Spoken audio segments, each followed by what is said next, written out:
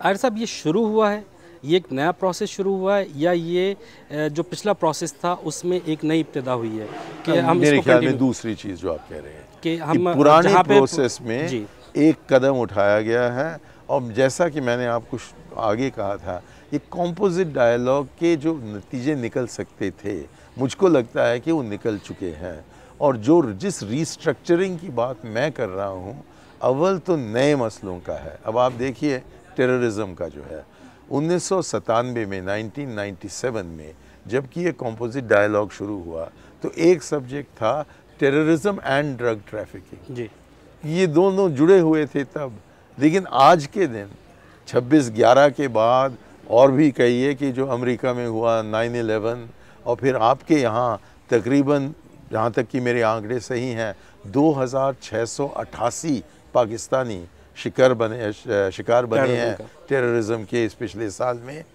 ये एक नई चीज़ है जो कि उभर कर आई है। अल-कायदा का नाम तक तकरीबन नहीं था 1997 में, और तालिबान का नाम था, लेकिन हमने सोचा कि कोई अफ़गानिस्तान का मामला है। अब तो पाकिस्तानी तालिबान की बात चल रही है। हाँ, इन दिनों में जबकि मैं पाकिस्तान में रहा हूँ तो 2-4 बहुत बड़े टेररिस्ट को कैद किया गया है। तो ये एक नया मसला है या एक नया रुख है पुराने मसले का। और अब ड्रग ट्रैफिकिंग की इतनी बात नहीं हो रही है जितना कि क्रॉस बॉर्डर टेररिज्म की बात हो रही है। तो दुनिया बदलती रहती है, और जैसा कि रफ्ता रफ्ता नए समस्याएं, नए प्रॉब्लम्स हमारे सामने आते हैं तो उसका हल हमें ढूंढना पड़ेगा, और गुफ्तगू के ज़रिए तो हो सकता है। ये जो अभी आपने बात कही कि कंपोजिट डायलॉग का प्रोसेस तकरीबन अपने अंजाम को पहुंच चुका है और दोनों ममालिक किसी नतीजे पर पहुंच गए हैं, कुछ इसकी आप आउटलाइन बता सकते हैं? यही जो मैंने आपको बताया कि मुझे बताया गया है पाकिस्तान के तरफ से भी और हिंदुस्तान के तरफ से भी, कि सियाचिन, सरक्रीक, वुलर बराज और कश्मीर, इन 4 जो अहम विषय हैं, इन पर कुछ न कुछ समझौता का मसौदा तैयार किया गया है। और आगे देखें कि 2 वज़ीर आज़म, 2 जो वज़ीर ख़ारिजा हैं, वो आपस में मिलें और कुछ न कुछ निकालें। और यदि हमारी सरकार, हमारी हुकूमत मुझको इसमें कुछ रोल देने को तैयार है तो मैं बड़ी खुशी से उसको अदा करूँगा। कुछ इसके इशारे मिले आपको? कुछ नहीं। इंडियन चैनल्स पर, ख़ासतौर पर CNN, IBN के ऊपर कुछ इस तरह की खबर आई कि भारतीय हुकूमत, डॉक्टर मनमोहन सिंह की हुकूमत तालिबान से मुज़ाकरात पर गौर कर रही है। ये क्या फैक्टर है? हम तो बात नहीं करेंगे उनसे। सवाल ये है कि क्या हुकूमत अफ़गानिस्तान अपने ही बाशिंदों से, जिनमें से चंद तालिबान के हैं, वो बात करें या ना करें? मेरा तो ये कहना है कि करें, और मेरा ये कहना है कि करने के बजाय वहाँ का जो घरेलू मसला है उसका हल नहीं निकल सकता। क्यों मैं ये कह रहा हूँ? क्योंकि मुझको पूरा भरोसा है कि एक बहुत छोटी अक़लियत अफ़गानिस्तान में तालिबान को चाहता है, अक्सरियत नहीं चाहता है।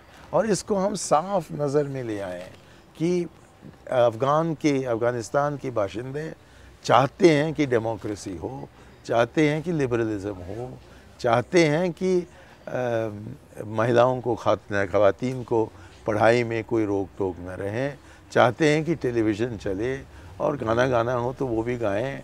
ये सब चीज़ जिस पर कि पाबंदी लगाई गई थी तालिबान की तरफ से, मुझको नहीं लगता है कि अक्सरियत उसके साथ है।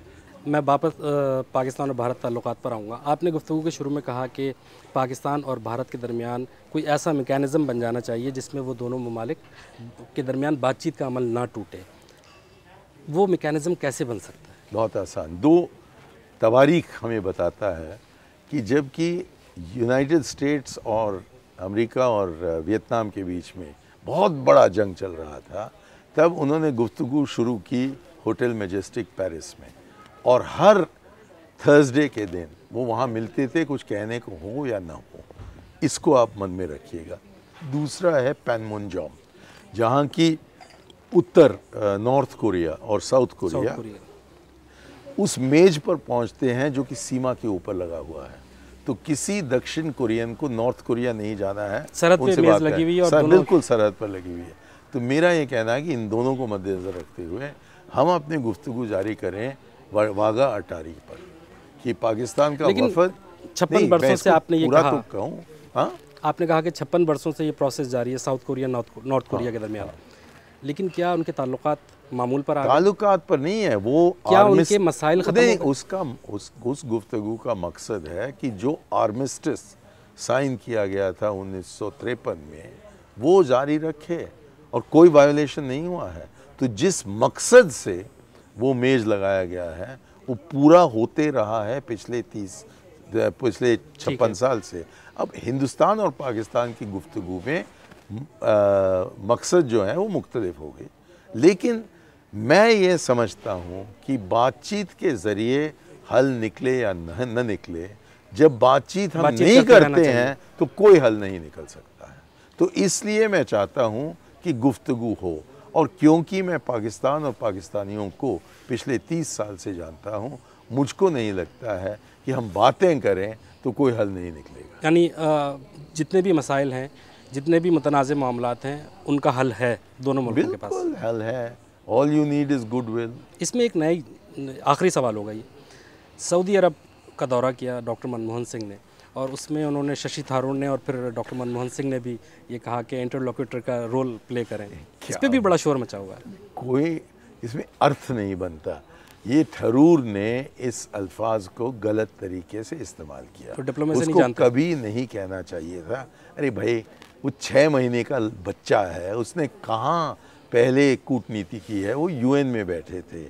तो लड़का नहीं जानते वो। लड़का होशियार है, सीख रहा है, मैं उसकी कोई आलोचना नहीं करना चाहता हूँ, लेकिन हमने बस सऊदी अरेबिया को कहा कि टेररिज्म के खिलाफ ठोस कदम उठाए जाने चाहिए, क्योंकि आपके हित में भी है कि पाकिस्तान ऐसे कदम उठाए, और हमारे हित में भी है, और सोचा जाए तो पाकिस्तान के हित में है।